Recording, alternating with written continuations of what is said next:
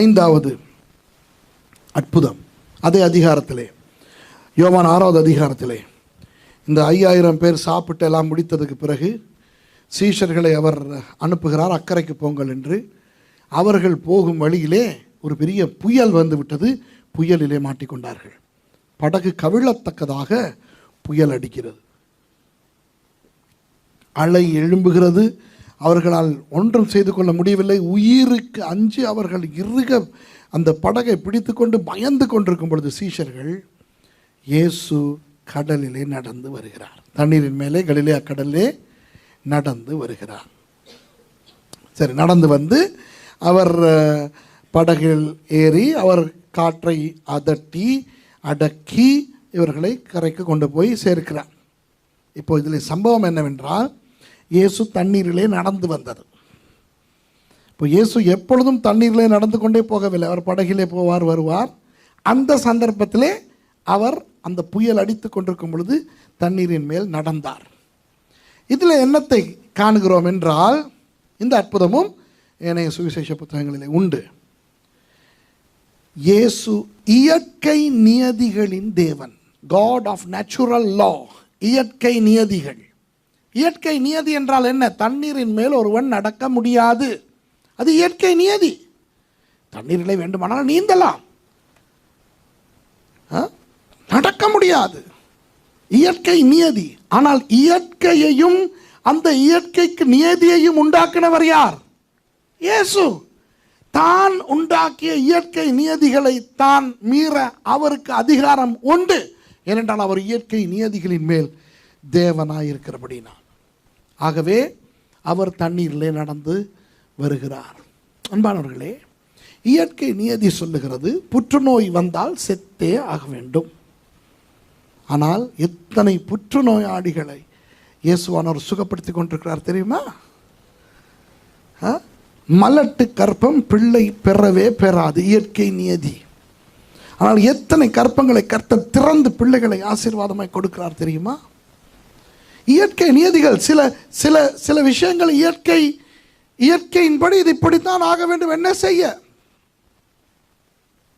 ஆனால் நமது ஆண்டவர் இயற்கை நியதிகளின் தேவன் என்றபடினால் அவரிடத்தில் எதை வேண்டுமானால் நாம் கேட்கலாம். தேவைப்பட்டால் இயற்கை நியதியையும் மாற்றி அற்புதம் செய்ய வல்லவராயிருக்கிறார்.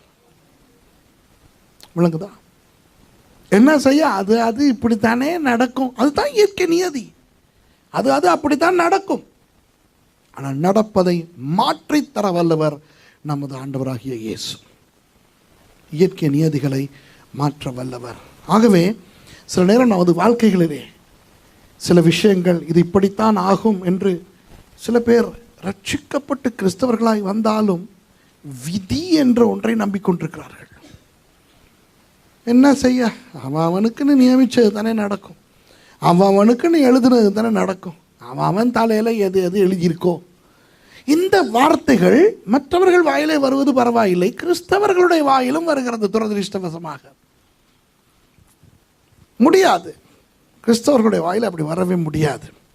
ஏனென்றால் நமது ஆண்டவர் இயற்கையை உண்டாக்கின தேவன். நாம் இயற்கையை வணங்கவில்லை, இயற்கையை உண்டாக்கின ஜீவனுள்ள தேவனை வணங்குகிறோம். நாம் மரங்களை வணங்கவில்லை, மரங்களை உண்டாக்கினவரை வணங்குகிறோம். நாம் சூரியனையும் சந்திரனையும் வணங்கவில்லை, சூரியனையும் சந்திரனையும் உண்டாக்கினவரை வணங்குகிறோம். இயற்கையை உண்டாக்கிய தேவனை வணங்குகிறோம். அவரால் முடியும் இயற்கையை மாற்றுவதற்கு. யோசுவாவினுடைய காலத்திலும் எசேக்கியா ராஜாவினுடைய காலத்திலும் சூரியனை நிறுத்தினார் ஆண்டவர். 2 தடவை அவர் இயற்கையை மாற்றினார் அவர்களுக்காக வேண்டி, யோசுவாவுக்காக வேண்டி. ஒரு யுத்த நிலவரத்தில் வேதத்தில் நீங்கள் வாசித்திருப்பீர்கள், கூடுதலான பகல் காலம் வர வேண்டும் என்பதற்காக சூரியனை நிறுத்தினார். எசேக்கியா ராஜாவுக்கு அவன் சாக கிடக்கிறான், செத்து போகிறான். அவன் ஜெபித்த பொழுது கர்த்தர் அவனுடைய வயதில் 15 கூட்டி கொடுத்து அதற்கு அடையாளமாக சூரியனை நிறுத்தினார். இப்படி ஆண்டவர் சூரியனையே நிறுத்துகின்ற அளவுக்கு தனது ஜனங்களுக்காக செயல்படுகின்ற ஜீவனுள்ள தேவன்.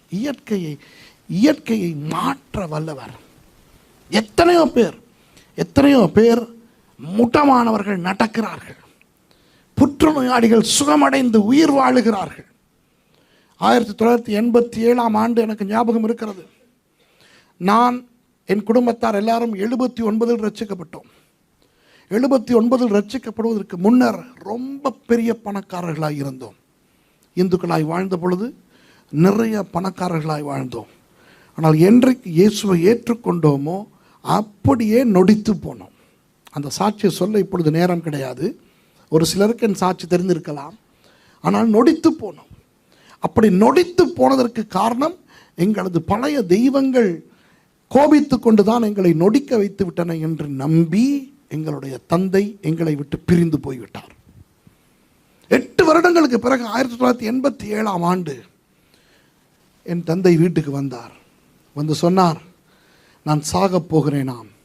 என் தொண்டையிலே ஒரு புற்றுநோய் ரொம்ப அதிகமாக, த்ரோட் கேன்சர் மெலிக்னன்சி ரொம்ப அதிகமாகி போய்விட்டதாம்.